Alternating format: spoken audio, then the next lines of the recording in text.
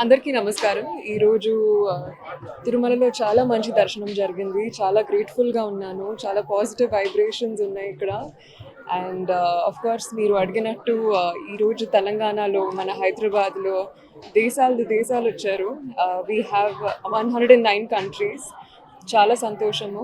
And ఈ సెలబ్రేషన్‌లో, ఈ యూనిటీతో ఒక మంచి మే మీ అందరికీ కోరుకుంటున్నాను. మనందరికీ కోరుకుంటున్నాను.